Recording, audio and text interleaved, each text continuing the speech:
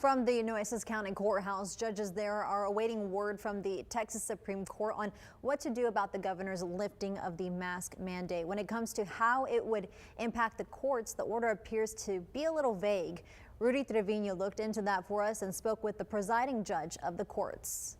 We definitely need clarification what exactly that means for our jury trials, what it means for in-person hearings, what it means for the courts in general. 214th District Court Judge Ina Klein is also the presiding judge of the courts in Nueces County. She says the governor's orders are vague.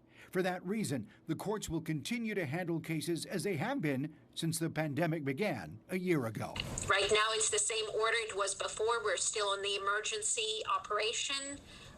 With no in-person hearings and no jury trials unless everything has been satisfied, and we cannot have jury trials because our local Nueces County Health District said not right now. In this email sent to courts, judges, clerks, and staff in all 254 Texas counties, the administrative director of the state's Office of Administration said, since the governor did not rescind the disaster declaration, the Supreme Court's emergency order remains in effect until the Supreme Court rescinds, amends, or allows the orders to expire.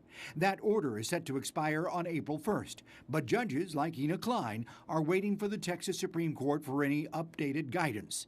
In Nueces County, district courts have been retrofitted with plexiglass dividers, and public seating areas have been replaced with safe distance seating for juries. All safety measures taken months ago. In the meantime, Judge Klein believes the governor's orders will have a polarizing effect. I'm sure some people will say, yes, the safer the better, let's wait longer. But I know there will be also people saying, enough is enough. The state's court administrator expects the Supreme Court to issue updated instructions before the governor's March 10th executive order goes into effect. Rudy Trevino, 3 News.